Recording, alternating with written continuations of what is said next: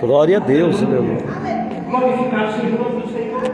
Assim nós devemos perder. Muitas vezes tem coisas que nos amarram e nos faz ficar distante de Deus.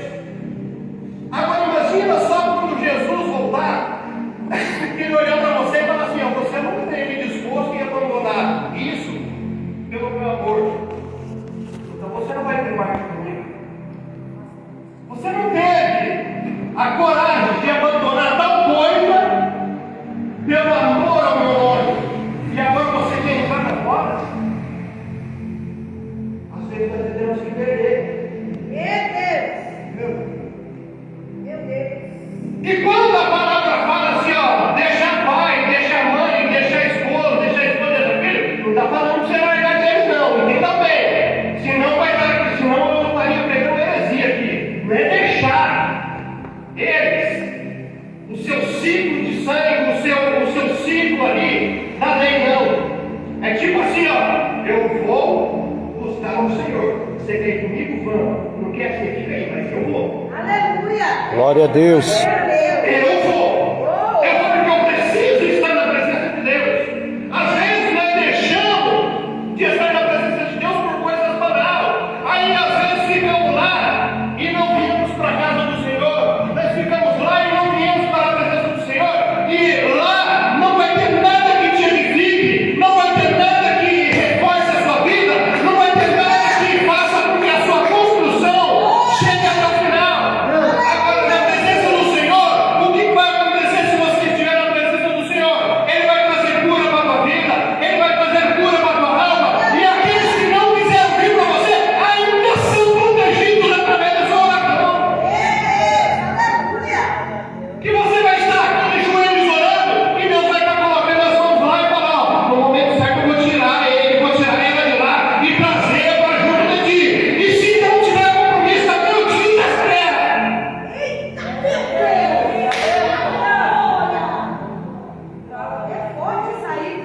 A palavra do Senhor está dizendo aqui, ó.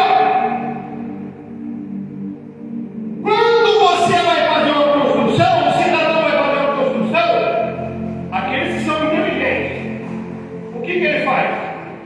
Ele vai lá, ele calcula o salário que ele ganha, ele calcula os gastos que vai ter na obra. Ó, vou gastar isso de tijolo, vou gastar isso de cimento, vou gastar isso de piso, vou gastar isso de telhas, vou gastar isso. Ele começa a calcular ponto a ponto. Depois que ele calcula as obras, aí ele começa a imaginar assim, ó, eu consigo, dentro desse cálculo total, eu consigo ter esse gasto mensal que não vai divergir com o meu salário e eu vou conseguir finalizar essa obra. E se daqui até lá eu ainda perder meu emprego, mediante os cálculos que eu fiz, eu ainda tenho uma particularidade de tempo para conseguir outro, ou o que eu ganhar ainda conseguir terminar esse edifício. A pessoa inteligente, ele calcula. E quando ele vai fazer a obra, ele consegue terminar, e a vizinhança depois não vai rir da cara dele, porque vai falar: ó, ele conseguiu terminar, ela conseguiu terminar, começou. E no começo muita gente às vezes pode olhar, não saber da sua vida direito, olhar assim, ó, não vai conseguir. Só que porque você calculou, você consegue e finaliza. Aí as pessoas depois não vão rir de você, porque você conseguiu chegar lá. Mas pastor, o que isso tem a ver com seguir Jesus? Isso daqui é um exemplo. Ele disse aqui, ó, pois qual de vós, querendo edificar uma torre, não se assenta primeiro a fazer as contas dos gastos para ver se tem com o que acabar, para que não aconteça que depois haver posto os alicerces e não podendo acabar, todos os que verem comecem a escarnecer dele, dizendo: este homem começou a edificar e não pôde acabar. Quando você olha esse texto aqui em comparação com Jesus, significa o quê? Quando você começa a servir Jesus, tem coisas que você vai ter que sacrificar.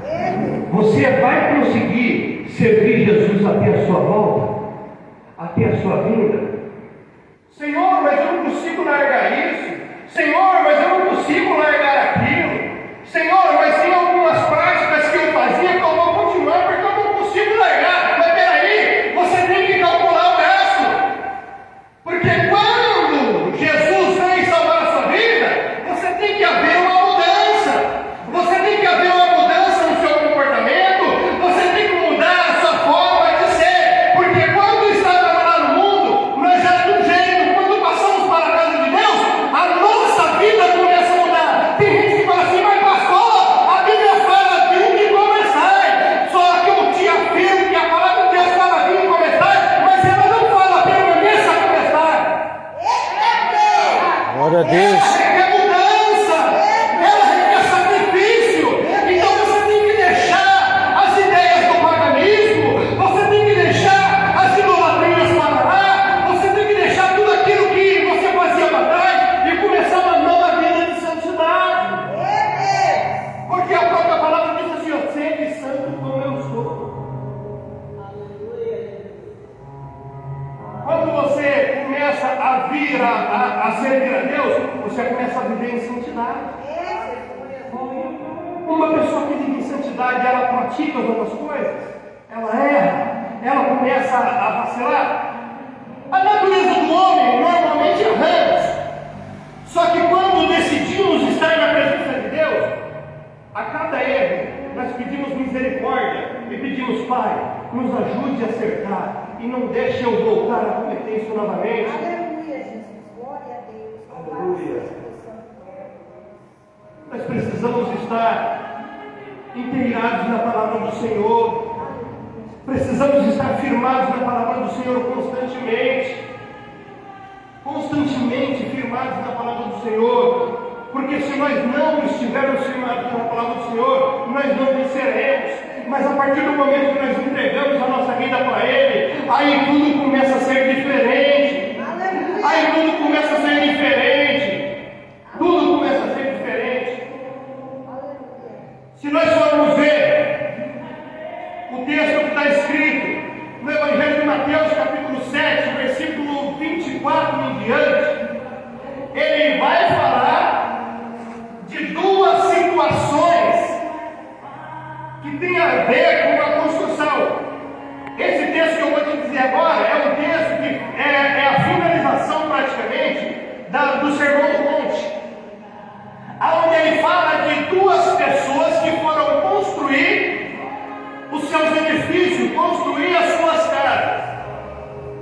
Porém, teve um cidadão ali que ele foi e não se atentou pelos gastos, ele não se atentou pelos prejuízos, ele não se atentou pelo tipo de terreno que ele havia de construir. E o que ele fez? Ele construiu a sua casa na areia. Só que a areia, sabemos que a areia não dá alicerce, porque a areia, quando o tempo está chuvoso ali, aparentemente parece que aquela areia é uma terrinha firminha, durinha, porque ela fica toda molhadinha, mas na hora que o tempo seca, ela esfarela. Aí o que aconteceu? Veio o vendaval, veio a tempestade, veio os dias difíceis, e assim, quando o vento soprou, aquela casa caiu.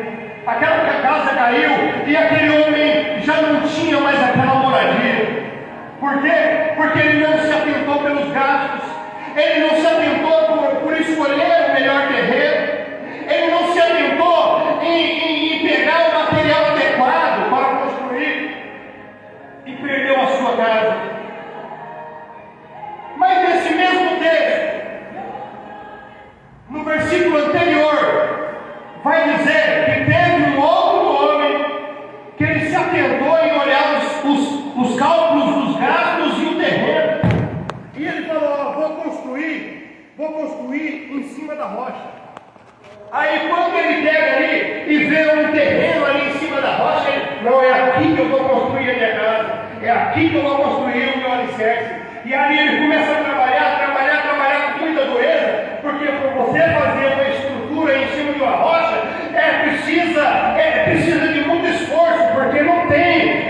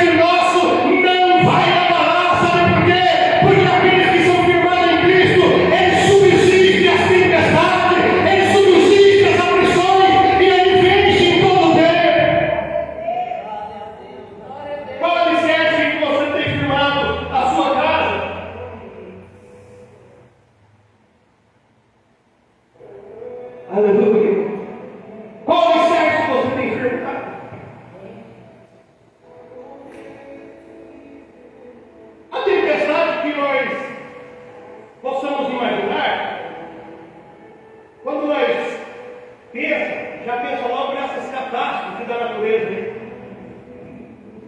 Só que quando essa palavra nos ensina aqui, não é sobre essas catástrofes da natureza. A parábola foi do vento que veio na casa do filho da areia e o vento da casa que construiu na rocha. Mas espiritualmente falando, aonde você tem construído a tua casa? Aleluia, Deus. Qual tempestade vai vir sobre a sua vida? Meu Deus. Quando nós aceitamos Jesus e viemos para a casa do Senhor, não significa que os problemas vão acabar. Não significa que as aflições vão cessar. Talvez elas até aumente.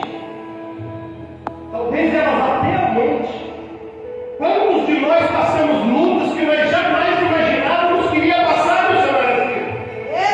Quantos de nós passamos por luta que de repente nós olhamos para Deus e falamos: Senhor, não acredito que isso está acontecendo comigo. Não imagino. Então as aflições ela não vai deixar de surgir. A tormenta ela vai chegar para todo mundo. Só que a palavra do Senhor ele diz assim: ó, no mundo tereis aflições, mas tem de bom ânimo, pois eu venci e vós vencereis também. É por isso que precisamos de estar plantados na rocha eterna no Senhor. Mas quando essa tormenta que vai chegar, é muita tormenta que vem. Às vezes tem tormenta nesse mundo aí fora, de pessoas que desacreditam na gente, de pessoas que às vezes querem nos ferir, de pessoas que às vezes querem nos machucar, querem nos pôr para baixo, querem trapacear as nossas negociações. Às vezes enfrentamos vendaval dentro da igreja também. Tem pessoas que pensam que não há, mas há. Às vezes surgem pessoas que querem te derrubar, pessoas que querem dar rasteira em você. Às vezes surge tempestade e a pessoa fala assim: ó, não confio em você. Às vezes você está dando o seu máximo ali e a pessoa está tentando destruir, a pessoa está tentando te derrubar. É verdade. Mas se você estiver no alicerce firme da rocha eterna de Jesus, você vai subsistir, você vai passar por todas essas tormentas, você vai passar por todas essas aflições e vai vencer, porque aquele que te guarda não tosse e deixará, não dormirá o guarda de Israel. Glória a Deus, aleluia. Aleluia, louvado seja o nome do Senhor, louvado seja o nome do Senhor. Aleluia. Nós estamos no meio de uma congregação aonde estamos lutando para chegar até o céu. Para isso, não vai ser fácil a jornada, não. Esse mesmo texto, quando você continua ele aqui, ó, do 31 em diante, ele vai falar além da construção, ele vai dar o exemplo da guerra. Da mesma forma da construção que você deve calcular, a nossa vida é uma vida que nós vivemos em batalhas. E aqui no texto ele vai dizer assim, que um rei, quando ele está para enfrentar uma guerra, ele está para se deparar com uma guerra que vai surgir, e ele tem 10.000 soldados, só que ele percebe que no outro exército tem 20.000 soldados vindo. Independente da quantidade, ele não conhece e não sabe se os outros soldados são mais fortes, mais bem estruturados ou não. Aí ele toma conselho com o conselheiro. Depois, se os irmãos quiserem, pode depois conferir na palavra. É nesse mesmo texto aqui de Lucas 14, do 25 em diante. Mais para frente, na continuação, ele vai estar dizendo assim, ó. Aí o rei, o que ele vai fazer? Ele vai tomar conselho para saber se ele pode vencer.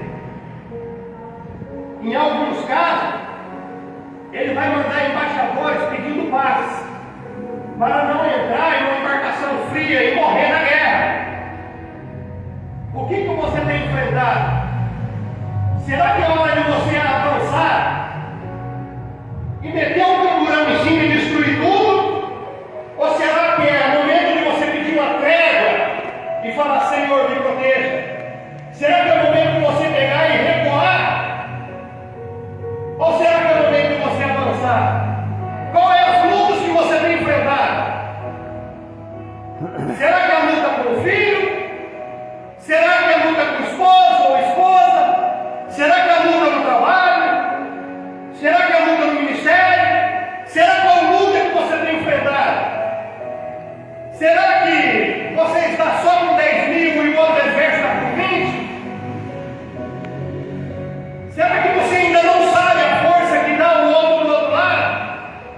Será que vai haver necessidade de você enviar um embaixador para fazer um pedido de paz? Aleluia, glória a Deus. Nós temos que saber calcular a nossa obra, o nosso edifício. Nós temos que saber guerrear, pastor. E nessa mesma palavra, concluindo ela aqui, os irmãos vão ver que precisamos ter temperança também. Tem cristão que é estourado, quer resolver tudo no grito. E às vezes pode acabar em maus lençóis. Seguindo o texto, a mesma palavra, não está saindo do tema não. Saindo, ó, justamente aqui, ó, depois, no versículo 34, ele vai estar escrito assim, ó: bom é o sal, mas se o sal degenerar, com que se há do barato? Meu Deus, é forte. Ele vai ficar em si. Mas o que é degenerar? Muitas pessoas não sabem, eu vou explicar, muitas pessoas têm essa dúvida. Nessa época aqui, o sal era tirado de alguns resíduos nos pântanos. E ele não era esse sal puro igual temos hoje. Ele era um sal que, se ele não fosse armazenado de forma correta, ele poderia perder a sua qualidade se ele se misturasse com excesso de calor ou com excesso de umidade. Aí o que ia acontecer? Ele ia perder as suas propriedades de tempero e não servia mais para temperar. Meu Deus, é forte, Deus. Não pode se misturar. Aí, nesse caso, a palavra Glória a Deus. fala que nesse caso, ele servia só para quê? Para ser pisado. Mas espera aí, pastor, como assim sal ser pisado? Quando o sal naquela época era degenerado, o que eles faziam? Eles jogavam no chão para liberar uma química que ele tinha ali e fazendo com que ficasse ali antiaderente e não deixar o povo escorregar. Então aquele sal já não servia mais para ser tempero, mas servia para ser pisado. E a palavra do Senhor diz que eu e você somos o sal da terra. Então nós não devemos ser pisados, nós não devemos nos degenerar, nós não devemos perder sabor. Deus, aleluia. Glória a Deus. Se perder, vai ser pisado, mas aqueles que não perdem o sabor, ele vai ser tempero. Glória a Deus. Ele vai mudar a vida das outras pessoas. Aleluia. Glória a Deus. Aleluia. Então você não pode degenerar, não. Você não pode degenerar, não. Nem pense em ser pisado. Mas pega essas propriedades. Pega essas propriedades que Deus colocou você para ser tempero. Sabe o que é ser tempero? Quando você pega uma comida em restaurante, em casa, seja onde for, ninguém fala do sal. Ninguém fala do sal. Você vai comer lá, a comida está gostosa, temperada, abençoada, maravilhosa. Nossa, que delícia! Nem se fala do sal, só fala do cozinheiro. O tempero seu é bom, mas não fala do sal. Agora deixa o cozinheiro errar e pôr sal demais. Aí fala, ó, salgou. Ou deixa faltar sal, aí ela fala, ó, tá insosso, faltou sal. E a vida do cristão é desse jeito. Se você for salgado, ninguém vai suportar ficar perto É. Se você for insosso, as pessoas não vão querer estar junto de você. Mas se você for tempero, talvez ninguém vai te notar. Mas você vai fazer o trabalho de Deus andar. Você Glória a vai fazer Deus. as coisas acontecerem. A pessoa que ele é tempero, ele não reclama da vida, ele abençoa. Quando surgir pessoas reclamando da vida, ele vai abençoar e vai falar: opa, aqui não, ó, a gente vai fazer dessa forma. E vai dar certo. E Glória a vai dar Deus. certo. Aleluia. Sabe o que é uma pessoa sem tempero? Um tempero todo desregulado. Uma pessoa insossa. Não vou nem falar com sal exagerado. Nem com sal exagerado. Sabe aquela pessoa que é o sal insosso? Ele chega no pastor e fala assim: pastor,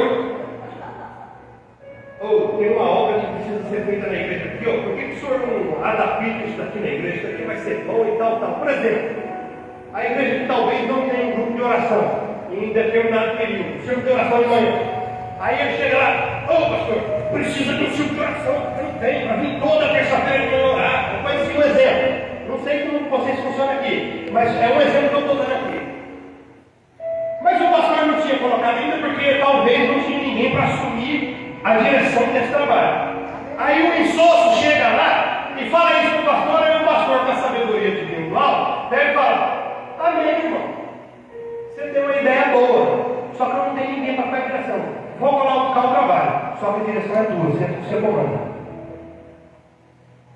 Aí ele: não, pastor, eu não sei o que tem. O que aconteceu? Ele queria que o pastor acumulasse funções, só que ele não queria pôr a mão para trabalhar. Esse é um insosso. Ele quer te encher de trabalho, mas ele não vai te ajudar.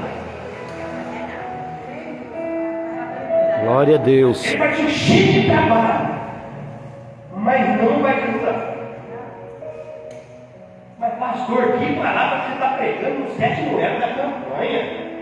Achei que a campanha ia ser aquele negócio que ia pregar cura e libertação e não é isso não. O objetivo dessa campanha que o pastor fez aqui foi 12 quinta-feira para 12 meses do ano. Então significa o quê? Uma campanha de te estruturar a viver a palavra. Uma campanha de te estruturar para conseguir dar as mãos para o pastor e fazer o negócio andar. Glória a Deus. Então não é você, aquele pregador, que vai chegar aqui, vai começar a te massagear o ego, vai te encher de preprebre para cá, e depois, na hora que eu virar as costas, você some e o pastor fica sozinho. É Deus. Essa palavra aqui é para estruturar. É aquela palavra que talvez dói, mas é da cura. É Deus. Glória a Deus. Aleluia. Aleluia. Santo é o nome do Senhor. Glória a Deus. Mas como eu falei que a palavra ela dói e cura, então vamos dizer então. Eu falei do sal insosso. Mas o que é um sal exagerado? Um sal que salva demais. É aquele sal que reclama de tudo. Mas que palavra, esse pastor aí pegou. Mas aquela irmã que você é o que cantou. Mas aquele pastor, tá errado isso aí, faz aqui. Quando tem alguma decisão para tomar na igreja, ele é sempre do contra. Ele é sempre do contra. Quando vai resolver qualquer situação, tanto na igreja quanto em outro qualquer lugar, nada para ele tá bom. Isso é o sal exagerado. Mas que nós possamos ser tempero do Senhor. Glória a Deus. O sal que ele é tempero, ele é o que? Ele é pacificador. Quando surgem as contendas e dissensões, o sal que é tempero, ele chega ali para minimizar a situação. Ele chega ali e fala: aqui não. Aqui quem vai libertar o Espírito Santo do Senhor. Aqui quem vai trabalhar os sentidos do Senhor. Essa contenda tem que parar. Essa dissensão tem que parar. Aqui nós vamos trabalhar e a obra do Senhor vai crescer. Glória a Deus. O sal que é tempero, ele é pacificador. O sal que é tempero, ele faz as pessoas gostarem de provar. Você quer ser tempero? É quando as pessoas virem aqui atender o seu Covid. Quando ele chegar aqui, você sentar do lado dele e auxiliar ali, na palavra do Senhor. Auxiliar ali enquanto está surgindo os campos, enquanto está surgindo a pregação. Ele está ali cheio de dúvida. O pastor fala algo que ele não entendeu, ele vai te perguntar. Aí no seu canto você explica isso e tal, e vai ali fazendo tempero pegado naquela comida. Glória a Deus, Sabe o que aleluia. vai acontecer? A pessoa vai ficar com sede de voltar e provar mais desse tempero. A pessoa vai ficar com sede de voltar e provar mais desse tempero. Aleluia. Aleluia, Jesus. Eu creio. Tem cristão que às vezes ele quer ser um missionário, levar a palavra lá para o outro lado do mundo, mas ele não prega para o seu vizinho. É, Pai, glória a Deus. É verdade. Ele quer pregar, ó, pastor, lá para o outro lado do mundo. Mas quando ele sai do portão, o vizinho dele vai passar ali, nem cumprimentar, ele cumprimenta, ele vira a cara. É verdade, desse jeito. Quer ser um missionário? Começa a pregar a palavra do Senhor na sua rua. Jovem quer ser missionário? Começa a pregar para os seus colegas da escola, para os seus colegas de onde você frequenta com eles, começa a pregar ali. Ser sal da terra não significa que você deve isolar no mundo, não. Significa que você tem que ser tempero aonde você estiver. Aonde você estiver.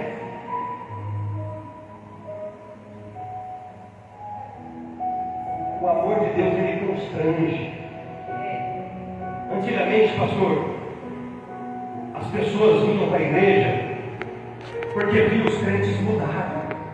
Aí falavam, eu vou ir lá porque eu quero ser igual aquele crente. Eu vou ir lá porque eu quero ser igual aquele crente. Não consigo ver o relógio de longe, irmão. Tem que ver aqui.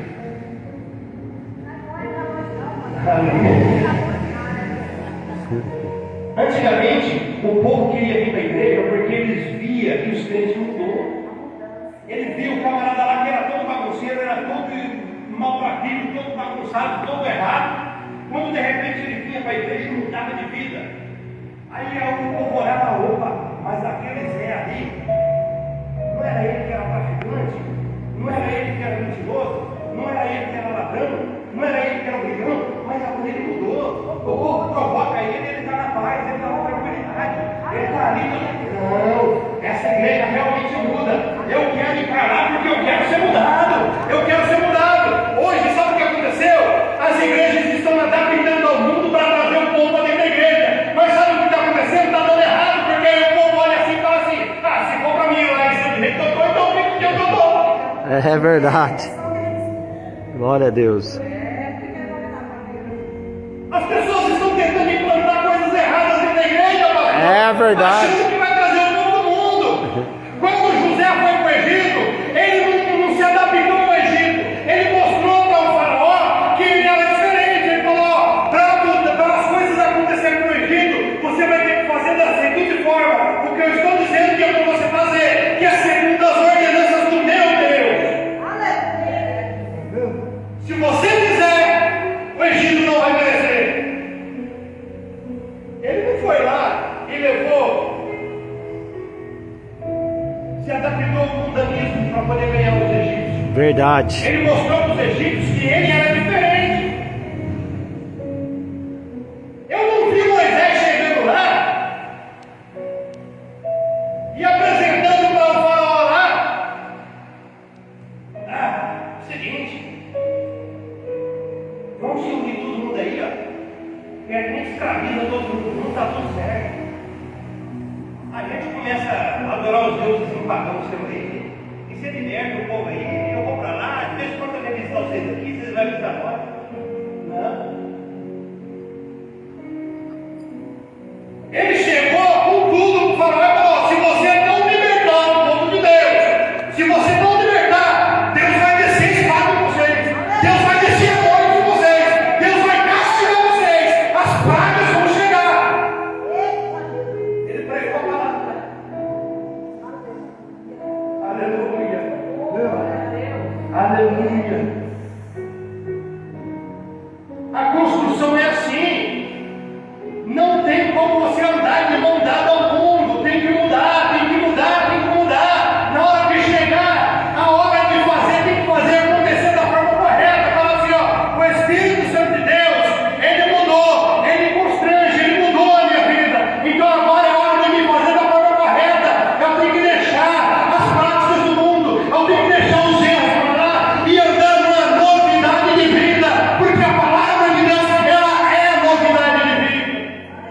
Glória a Deus, aleluias.